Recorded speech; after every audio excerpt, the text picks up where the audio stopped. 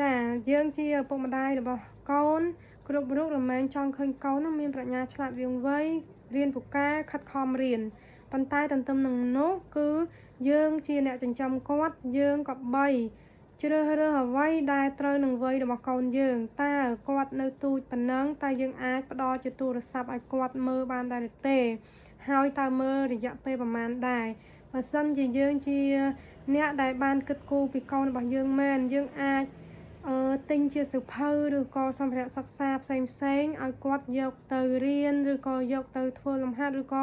យកទៅគូរគំនូរឬក៏ផាត់ពណ៌ទៅតាមវ័យដែលគាត់នឹងលូតលាស់ឬក៏ឆ្នាំដែលគាត់នឹងត្រូវរើសសៀវភៅបែបណាសម្ភារៈសិក្សាបែបណាឲ្យគាត់មានភាពឆ្លាតវាងវៃបើសិនជាយើងមានថ្ងៃពិសេសណាមួយយើងអាចទិញជាកាដូឲ្យគាត់ដូចជាសៀវភៅឬក៏ខ្មៅដៃឬក៏ហ្វឺតឬក៏ color ផាត់ពណ៌ណាដែលគាត់ពេញចិត្តជាជាងផ្ដល់ជាកាដូតាមរយៈការទិញទូរស័ព្ទទំនើបឲ្យគាត់ឬក៏ផ្ដល់ជាការឲ្យគាត់មើលទូរស័ព្ទមើល iPad អីជាដើមហ្នឹងគឺมันល្អដូចជាការទិញសៀវភៅទេសូមនិយាយថាมันល្អពីព្រោះបើសិនជាយើងឲ្យកូនក្មេងអាយុ1ឆ្នាំទៅដល់2 3ឆ្នាំនឹងមើលទូរស័ព្ទច្រើនពេកធ្វើឲ្យប៉ះពាល់ដល់ប្រព័ន្ធសរសៃប្រសាទរបស់គាត់ប៉ះពាល់ដល់ភ្នែករបស់គាត់ហើយការគិតពិចារណារបស់គាត់ក៏ខ្សោយហើយនឹងអន់ថយជាងមុនបើសិនជាយើងផ្ដល់ជាកាដូលើកទឹកចិត្តដល់កូននៅពេលដែលយើងចង់ជូនគាត់ចង់ឲ្យគាត់យើងអាចទិញជាសៀវភៅឬក៏សម្ភារៈសិក្សាដែលមាននៅក្នុងបណ្ណាគារឬក៏នៅផ្សារឬក៏នៅកន្លែងលក់សៀវភៅគឺមានច្រើនណាស់យើងអាចនាំគាត់ទៅ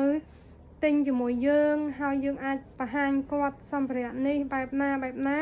នោះគាត់មានអារម្មណ៍សប្បាយរីករាយជាងការដែលកូនពេញចិត្តការសិក្សារៀនសូត្រឬក៏ពេញចិត្តការមើលទូរស័ព្ទគឺអាស្រ័យទៅលើម្ដាយឪពុកជាអ្នកបង្រៀនគាត់បើសិនជាយើងចេះតែណែនាំឲ្យគាត់មើលទូរស័ព្ទយើងគិតតែចុចទូរស័ព្ទកូនរបស់យើងក៏គាត់មានចំណង់ចំណូលចិត្តខាងនឹងដែរបើសិនជាយើងអាចផ្លាស់ប្ដូរគំនិតរបស់គាត់ឬក៏ជួយតម្រង់គាត់ឲ្យគាត់នឹងខិតខំរៀនវិញឬក៏យកសៀវភៅមកអាននោះគាត់ក៏ជាស្ដាប់យើងហើយព្រោះវ័យក្មេងត្រូវការយើងជាអ្នកចិញ្ចឹមនឹងណែនាំគាត់ហើយយើងកុំបន្ទោសកូនថាមកពីកូនអត់ស្ដាប់យើងត្រូវមានវិធីសាស្ត្រក្នុងការណែនាំគាត់អប់រំគាត់ឲ្យល្អប្រសើរចាសូមអរគុណ